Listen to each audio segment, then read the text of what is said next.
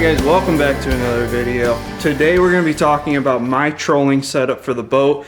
I have this thing set up so that I can troll by myself. I fish a lot by myself, and I wanted to be sure that I could go out, troll for walleye when I'm jigging or when I'm casting harnesses or whatever, and still have that flexibility to be able to troll by myself. So let's jump into the gear that I have and how I set it up.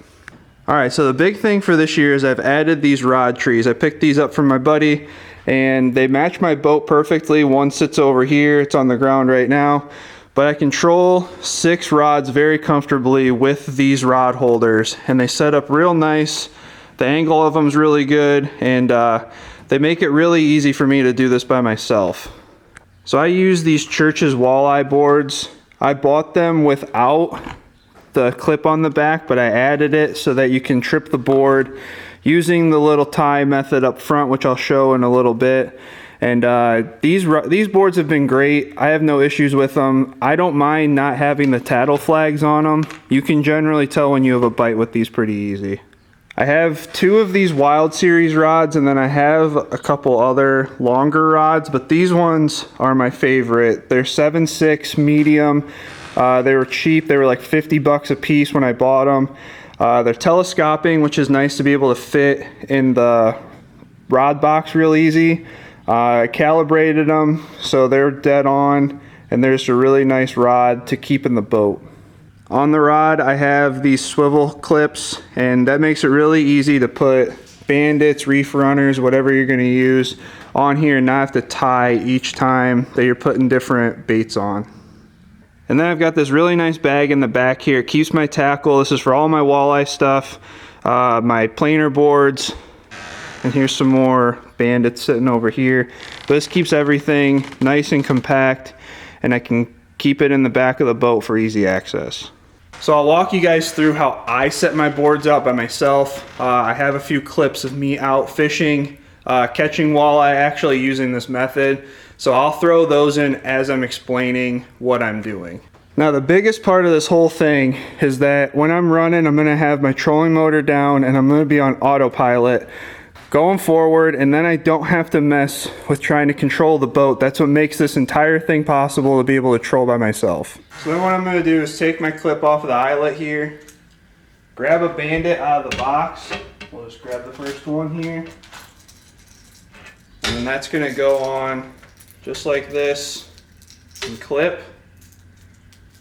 And then what I'll do, toss it in the water, reset my depth counter if it's not already at 0, and then you just let out some line and let it go to the back of the boat at whatever depth you want.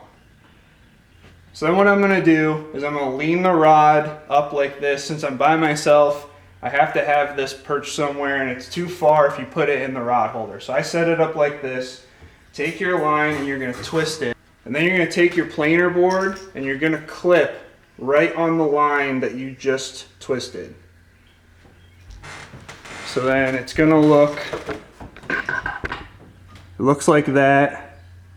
And what that's going to do is allow the board to trip when you pull it. And then you're going to take this back line, give it a little slack, and make sure you get the line under the knob that's on the clip. So what that's going to do is when you pull this rod, it's going to trip the line off, and it's going to flip the board backwards.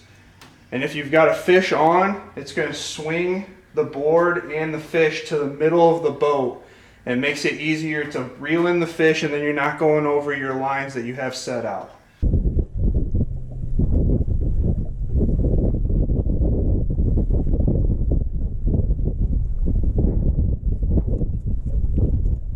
That worked out nicely. I had the clicker on and the drag set low so that if a fish did hit it, it'd start clicking. It clicked, went right over, got a fish. Let's see what we got.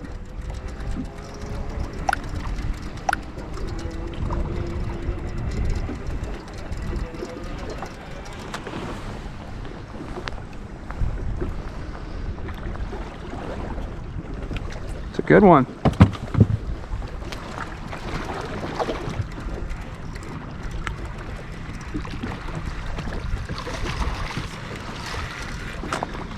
Get it over here.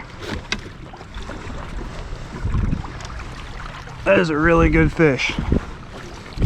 Wow. Okay. We're on to something here. What do you think, Sadie? Okay. That's a really good fish. All right. First fish of the day. Look at that. We'll take it. We're gonna go back out. That was at 30 foot back. See if we can get another one. What do you think, Doug? So that's all there is to it. I know that this boat's set up a little differently than most people's boats, but this gives you a general idea of what I'm using it for, the gear that I have, and how I'm able to troll by myself. Obviously, the big thing is that Minn Kota Terrova with the autopilot.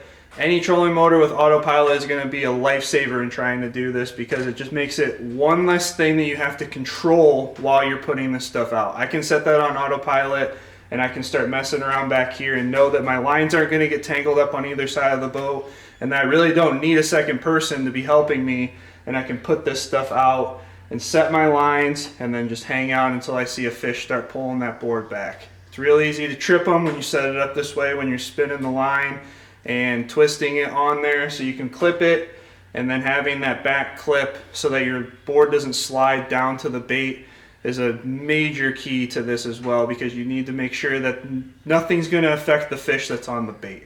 So hopefully you guys like this video. If you guys like these kinds of tips and tricks, I'm not an expert walleye fisherman, but this is how I've figured out these different techniques in the past, and I wanted to share them with you guys. So if you guys like this kind of video, please give it a thumbs up. If you have any questions or comments, please leave them below in the comment section. Check out Too Many Hobbies podcast, and we'll catch you guys in the next video.